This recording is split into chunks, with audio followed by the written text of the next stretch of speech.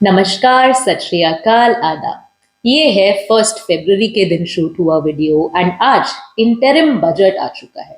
आज की वीडियो में समझने की बात करेंगे कि बजट क्या होता है, इंटरिम बजट क्यों आया है एंड क्या क्या प्रोविजंस, क्या क्या चीजें आज के बजट में हमें दी गई, हाईलाइटिंग पॉइंट्स क्या है।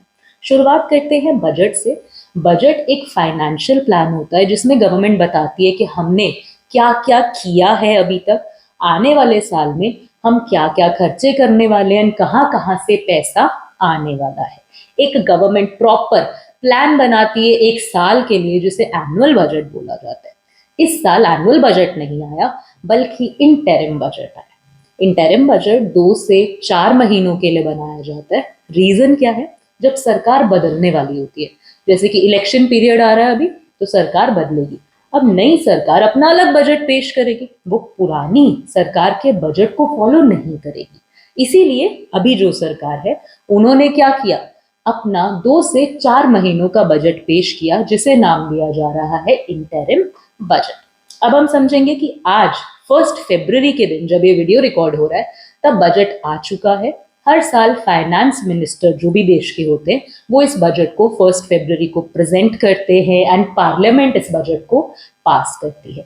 6 सालों से निर्मला सीतारमन हमारी फाइनेंस मिनिस्टर इस बजट को प्रेजेंट कर रही हैं। इनका ये 6ठी बार बजट प्रेजेंट किया गया पार्लियामेंट के अंदर। नाउ लेट्स टॉक अबाउट के बजट के हाईलाइट्स क्या है। सबसे पहले जो मोस्ट अवेटेड चीज होती है जिस पे सब ध्यान रखते हैं इस टैक्सेस। तो डायरेक्ट और इनडायरेक्ट टैक्स स्लैब्स में कोई भी चेंज गवर्नमेंट के द्वारा नहीं किया गया, लेकिन डायरेक्ट टैक्स के लिए एक इंफॉर्मेशन यहाँ पर दी गई है कि 2009-10 से पहले वाले जो आउटस्टैंडिंग टैक्स पेमेंट्स अभी पड़ी हुई हैं, जो लोगों ने पे नहीं की, 25,000 तक का अगर वो अमाउंट बनता है तो गवर्नमेंट उसको छोड़ देगी। एंड 2014-15 तक, यानी कि 10-11 से लेके 14-15 तक 10,000 तक का अगर आपका टैक्स भरने वाला पेंडिंग पड़ा है तो गवर्नमेंट उसे माफ कर देगी। कहा जा रहा है कि इस स्कीम का फायदा होगा 1 करोड़ टैक्स पेयर्स को। अच्छा, नेक्स्ट पे मूव ऑन करते हुए फाइनेंस मिनिस्टर ने हाईलाइट किया कि जो भी पॉलिसीज है वो मेजरली 4 लोगों को ध्यान में रख के, 4 लोगों को सेंटर में रख के बनाई जाएंगी।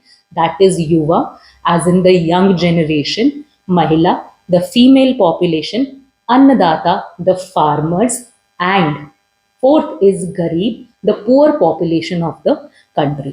यहाँ पर कोई भी नई स्कीम, कोई भी नया इंसेंटिव नहीं लाया गया, बस बात की गई कि पुरानी स्कीम्स पर ही काम होगा और बड़े लेवल पे उसे एग्जीक्यूट किया जाएगा।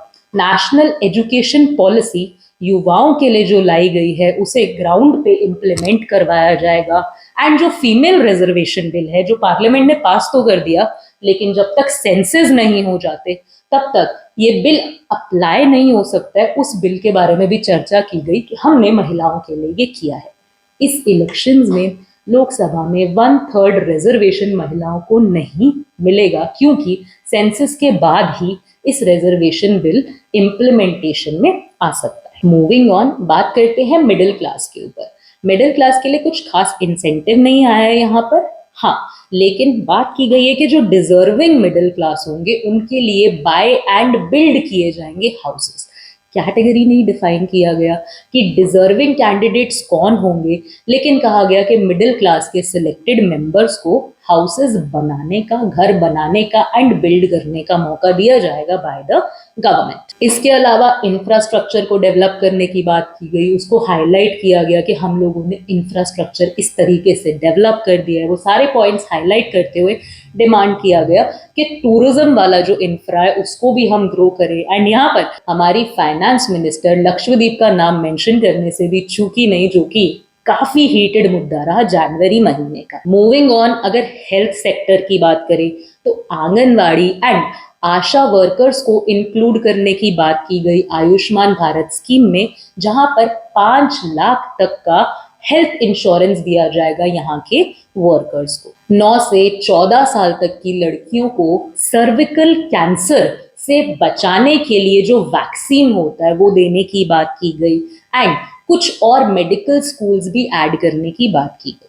अगर आप ओवरऑल बजट स्पीच सुनेंगे जो 1 घंटे से कुछ ही मिनट कम था, तो कहीं ना कहीं आप समझ पाएंगे कि इट वॉज लेस अबाउट कि अभी और एड ऑन क्या किया जाएगा, इट वॉज मोर अबाउट कि हम ऑलरेडी क्या करके आ चुके हैं। तो कहीं ना कहीं इसको देखा जा रहा है कि बीजेपी का ये इकोनॉमिक मैनिफेस्टो है जहां पे वो दिखाना चाह रहे थे कि हमने ये कर दिया, जीडीपी को इस तरीके से ग्रो कर दिया। अगर हम बात करें हर सेक्टर में कितना पैसा गया है, लिस्ट आ गई है आपके सामने, इसे आप देख सकते हैं। डिफेंस लीड कर रहा है टॉप एक्सपेंडिचर के साथ, एंड एजुकेशन एंड एग्रीकल्चर आपको बिल्कुल बॉटम में देखने को मिल सकते हैं। एंड अगर अपने आसियों पड़ोसियों से भी, अपनी आसपास की इकोनॉमी से भी हम कंपेयर करें तो एजुकेशन पे होने वाला खर्चा काफी कम किया जा रहा है बाय द इंडियन गवर्नमेंट।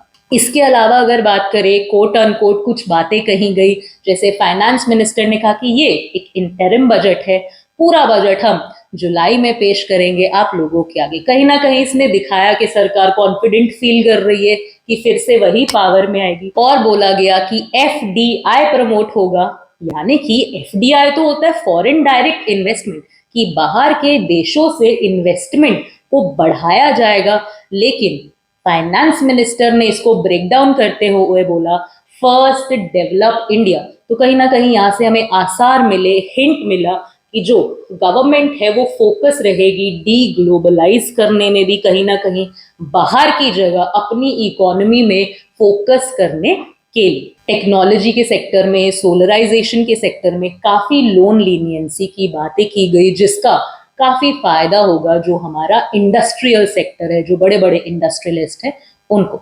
तो कहीं ना कहीं अगर बात करें कि इस पे काउंटर ओपिनियन क्या रहे या फिर रिएक्शन क्या रहे, तो फेवरेबल रिएक्शन भी रहे। पार्टी के मेंबर्स ने प्रमोट भी किया, प्रेज भी किया बजट को। वित्त मंत्री जी का ये बजट हिंदुस्तान की आर्थिक क्षेत्र को मजबूत करने वाला है, एक्सपोर्ट को बढ़ाने वाला है, उद्योग व्यवसाय की तरक्की करने वाला है और रोजगार नए क्रिएट करने वाला है।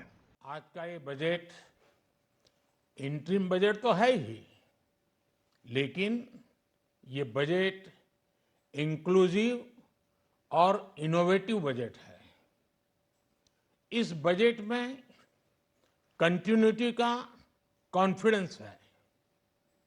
ये बजट विकसित भारत के 4 स्तंभ, युवा, गरीब, महिला और किसान, सभी को एम्पावर करेगा। निर्मला जी का ये बजट देश के भविष्य के निर्माण का बजट है।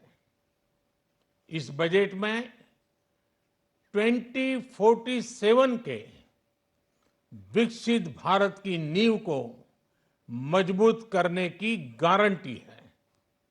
मैं निर्मला जी और उनकी टीम को बहुत बहुत बधाई देता हूं।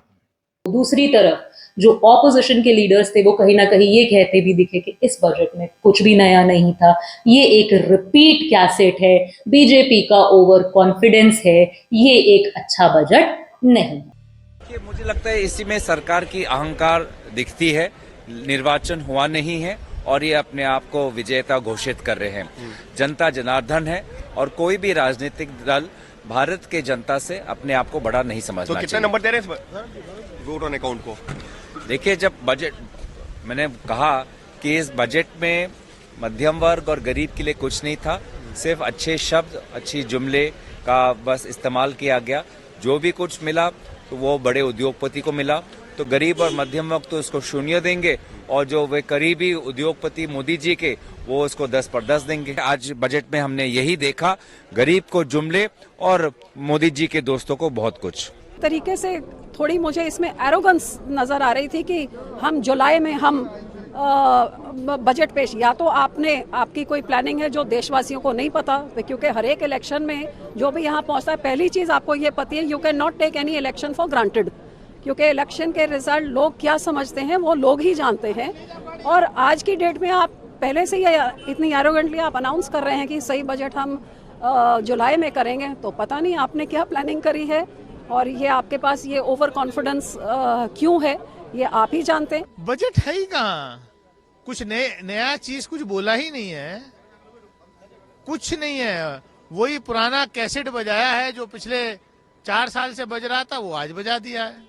आपके क्या विचार है इस बजट के ऊपर कि क्या एक अच्छा बजट था, एक बुरा बजट था, इसमें कुछ ओवर कॉन्फिडेंस था या फिर सेल्फ कॉन्फिडेंस था, बीजेपी की तरफ से ये एक अच्छा इकोनॉमिक प्रॉम्प्ट था या फिर एक बुरा डिसीजन था? क्या कहना चाहते हैं आप, शेयर कीजिएगा कमेंट सेक्शन में हमारे साथ।